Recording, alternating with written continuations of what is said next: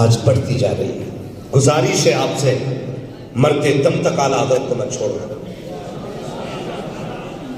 مت چھوڑنا اعلیٰ حضرت کو. جو لوگ یہ کہتے ہیں کہ اعلیٰ حضرت کے ماننے والے قبر کے پجاری ہیں، تو میں ان سے گزارش کروں گا اعلیٰ حضرت کو پڑھیے آنکھیں کھول کے. اعلیٰ حضرت کی وہ ذات ہے جس نے شرک سے بچایا ہے قوم کو، جس نے قبر کی عبادت سے بچایا ہے قوم کو. آج چند بازارو پیر آتے ہیں، سجدے کراتے ہیں، لوگ انہی کو قیاس کر لیتے ہیں اعلیٰ حضرت کو ان پر. نہیں، مسئلہ کہ اعلیٰ حضرت یہ نہیں ہے. مسئلہ کہ اعلیٰ حضرت تو یہ ہے کہ سجدہ خدا کے سوا کسی کو بھی نہیں کیا جاتا. یہ مسئلہ کہ اعلیٰ حضرت ہے. اور جو لوگ یہ کہتے ہیں نا بریلوی لوگ نا یہ سجدے کرتے ہیں، غلط کہتے ہیں. جو سجدے کرتا ہے وہ بریلوی ہو ہی نہیں سکتا ہے. اگر اجازت ہوتی تو اعلیٰ حضرت نے سب سے پہلا سجدہ گنبد خضرا پہ کیا ہوتا. لیکن جب حضور کی چوکھٹ پہ پہنچے تو کیا کہا تھا؟ کیا کہا تھا؟ پیش نظر وہ نوبہار، سجدے کو دل ہے بے قرار. روکیے روکیے روکیے، سب کو روکیے، ہاں یہی امتحان.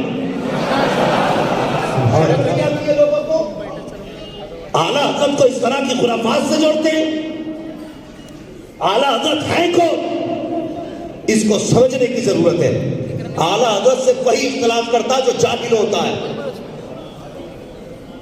ہاں، اور جو اختلاف کرنے والے چیلنج کے ساتھ کہتا ہوں آپ بیٹھ فتاوی رضویہ کا صرف بیٹھ کے مجھے خطبہ سنا دیں. خطبہ نہیں پڑھ سکتے یہ گدھے جو اختلاف امام احمد رضا سے کرتے ہیں. اور بات نہیں ان کی. آج چلو چھٹی آنے والی ہے غریب نواز کی، بریلی کی زمین پہ جا کے دیکھو، بنگال کی گاڑی آتی ہے تو بریلی رک رہی ہے، بہار کی گاڑی آ رہی ہے تو بریلی رک رہی ہے، جھارکھنڈ کی گاڑی ہے تو بریلی رک رہی ہے. کچھ چلنے والوں نے کہا تھا بات سمجھ میں نہیں آتی، جنہیں اجمیر جانا تھا بریلی کیوں رک گئے؟ یہ تو اجمیر جاتے. میں نے کہا تو نے نہیں جانا، تو ٹوپی لگا کے جاگل رہ گیا. یہ کھیتی کرنے والا سمجھ گیا، کسانی کرنے والا سمجھ گیا، بزنس کرنے والا سمجھ گیا. یہ اجمیر جانے والے بریلی اس لیے رکتے ہیں کہ پہلے سلام امام احمد رضا کو کیا جائے گا، بعد کو سلام غریب نواز کو کیا جائے گا. اس لیے کہ دین لانے والے کو غریب نواز کہتے ہیں، دین بچانے والے کو احمد رضا کہتے ہیں.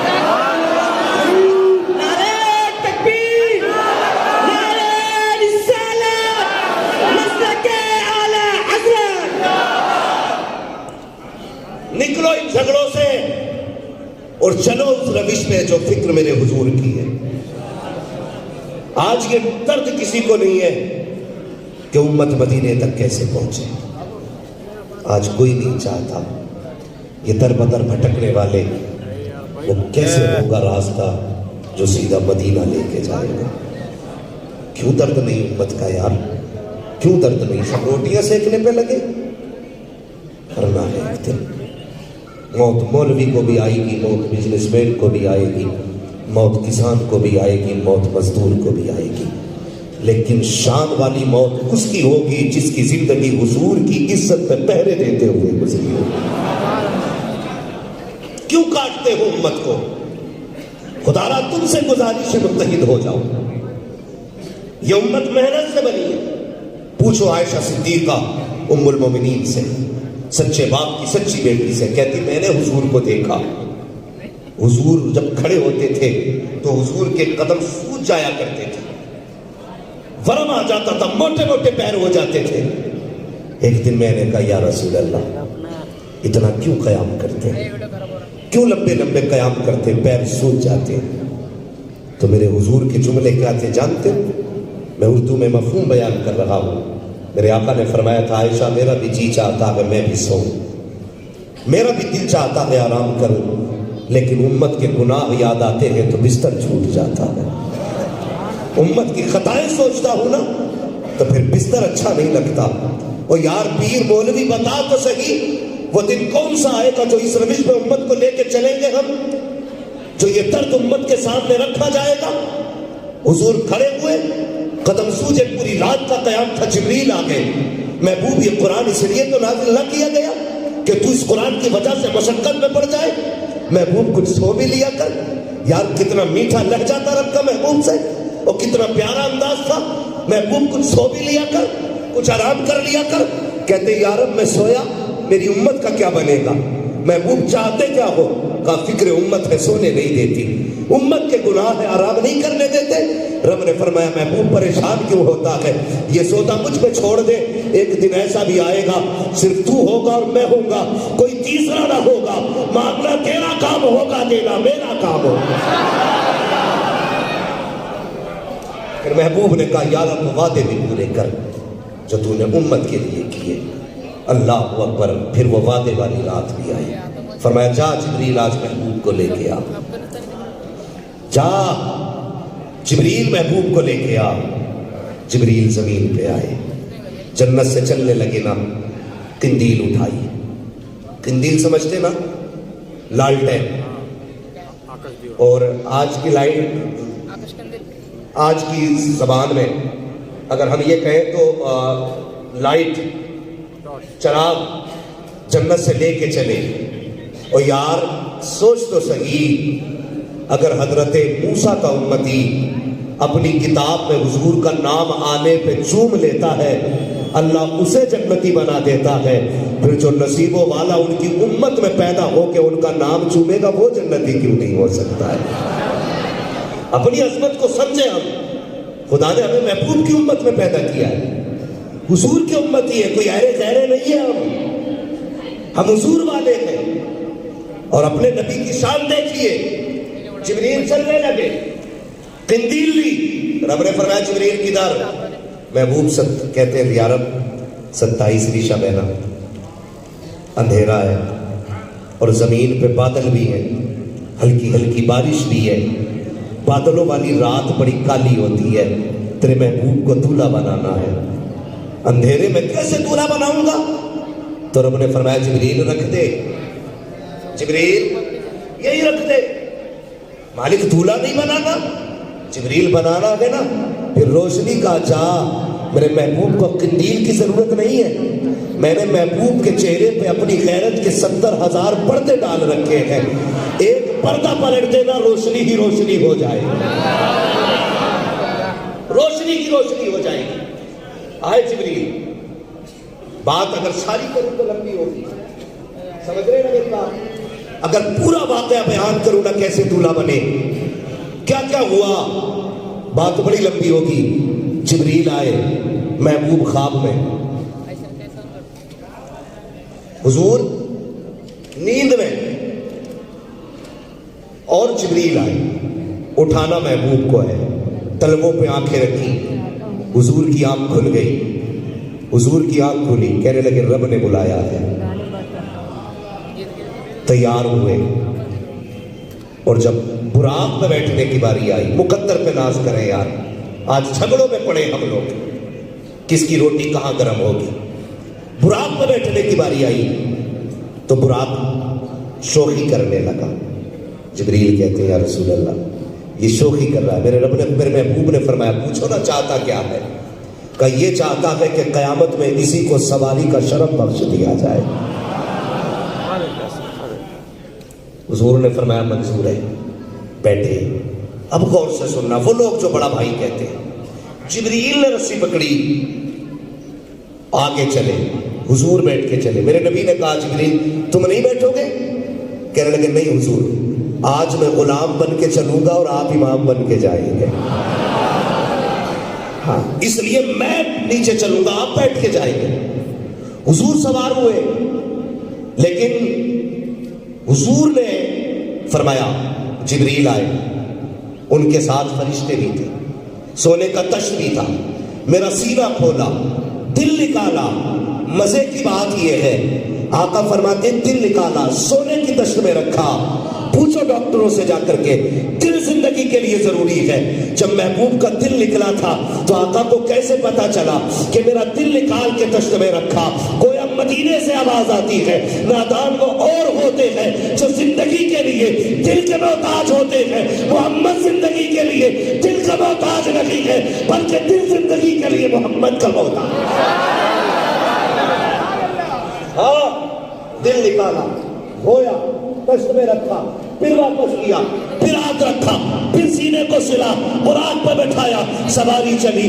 یہ بات نہیں ہونی ہے کہ کس کس سے ملاقات ہوئی ہے۔ حضرت موسیٰ حالت نماز میں ہے، چلو تو سکی، بیت المقدس میں آئے، نبیوں کی امامت کی ہے، آپ نے سفر شروع کیا، سارے آسمانوں کو پیار کیا۔ وہ بھائی ذرا سن تو سکی، حضرت آدم سے ملاقات ہوئی ہے، رو رہے ہیں، آنکھ میں آنسو ہے۔ میرے نبی نے کہا تھا، اے جد الانبیاء، اے نبیوں کے والد، اے قوم کے والد، بتاؤ تو سکی آپ کی آنکھوں میں آنسو کس لیے ہے؟ آپ کیوں روئے ہیں؟ کہتے ہیں نبیوں کے محبوب پیغمبر، تو بھی تو سن پیارے، آج رب کی بارگاہ میں جا رہا ہے، جا اتنا جا کے کہہ دینا، ہر باپ کو اولاد کا درد ہوتا ہے، جتنی اولاد میری جنت میں جائے گی مجھے خوشی ہوگی، اگر کوئی دوزخ میں جائے گا تو تکلیف ہوگی، مگر جب تو رب کی بارگاہ میں جائے گا تو تیری بات جاری رکھی جائے گی۔ رب سے کہہ دینا، میری طرف سے عرض کر دینا، میری اولاد کو جنت عطا کر دے۔ اللہ اکبر، مصطفیٰ جا رہے ہیں۔ حضرت آدم علیہ السلام التجا کر رہے ہیں، حضور رب کی بارگاہ میں گئے۔ اب ذرا غور سے سننا پیارے، جب رب کی بارگاہ میں پہنچے، رب نے گفتگو کی محبوب سے، یہ بات بھی نہیں بتانی ہے کہ حضور نے کیسے دیکھا، حضرت موسیٰ نے کیسے دیکھا تھا، بس اتنا سن لیجئے۔ جب رب کی قربتوں میں پہنچے ہیں تو رب نے کہا تھا محبوب بتا تو سکی کیا چاہتا ہے؟ کہتے اللہ میری امت کو بخش دیا جائے، میری امت کو بخش دیا جائے۔ محبوب کہتے میری امت بخشی جائے۔ رب نے فرمایا کچھ اور مانگ لے، کہ امت چاہتا ہوں، کچھ اور مانگ لے، امت چاہتا ہوں۔ اے محبوب بتا تو سکی یہاں آنے کے بعد بھی تم مجھے دیکھ بھی رہا ہے، ہوش بھی سلامت ہے، مگر امت سے پیار کتنا ہے، امت کا خیال اب بھی ہے۔ کہتے یا اللہ محبوب کو بخش دے۔ رب نے فرمایا دل چھوٹا نہ کر، اے مصطفیٰ ہم وعدہ کرتے ہیں قیامت کے دن جو تیرا ہوگا وہ میرا ہوگا، جسے تو کہہ دے گا میں اسے جنت عطا فرما دوں۔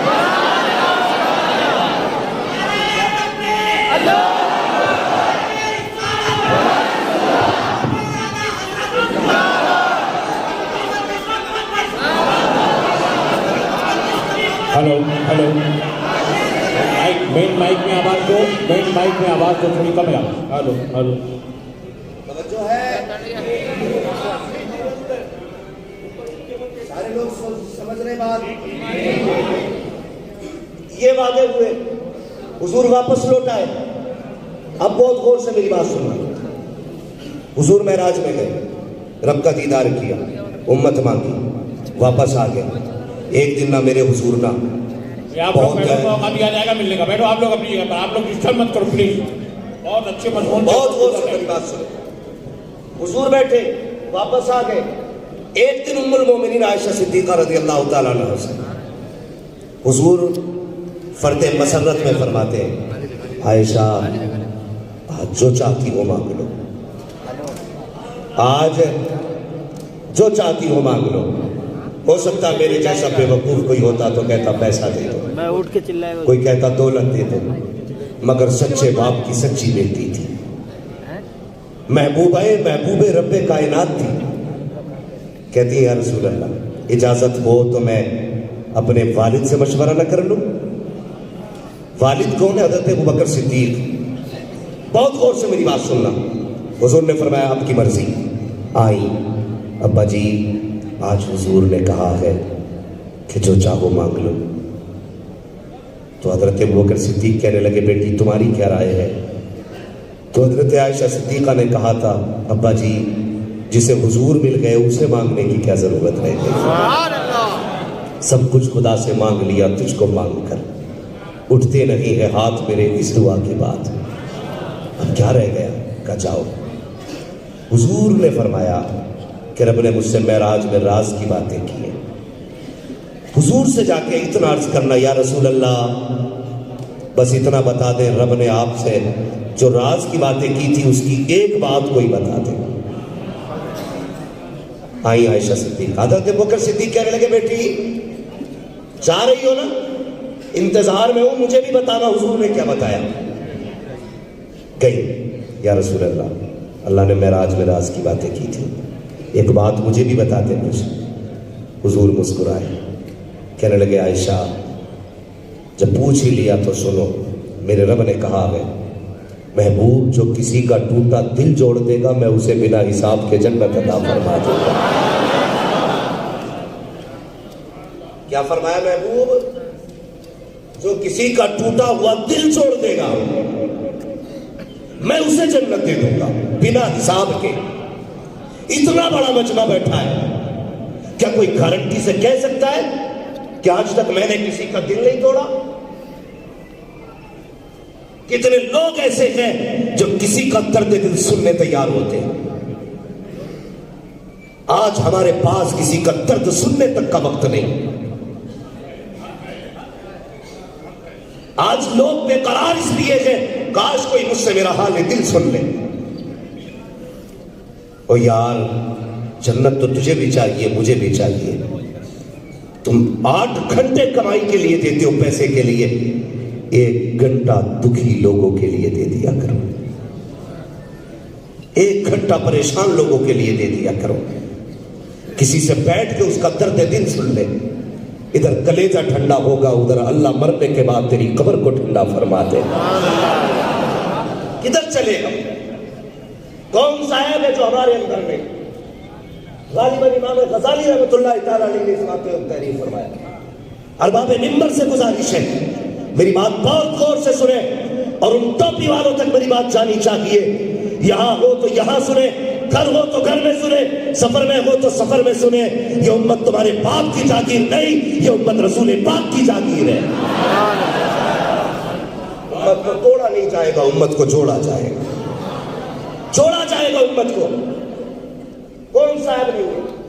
کسی نے شیطان سے ملاقات کی, ایک ہاتھ میں کٹری, دوسرے ہاتھ میں بھی کٹری, اور سر پہ پورا پلنگا تھا اتنا بڑا. کسی نے پوچھا یہ کیا ہے؟ اس نے کہا کہ اس میں جو ہے نا زنا ہے, چوری ہے, جھوٹ ہے, مکاری ہے. اس میں کیا ہے؟ کہا قتل ہے, ہاں فساد ہے, فتنہ ہے. کہا یہ چھوٹی چھوٹی کٹریاں, اور یہ کیا ہے؟ تو اس نے کہا اس میں حسد ہے.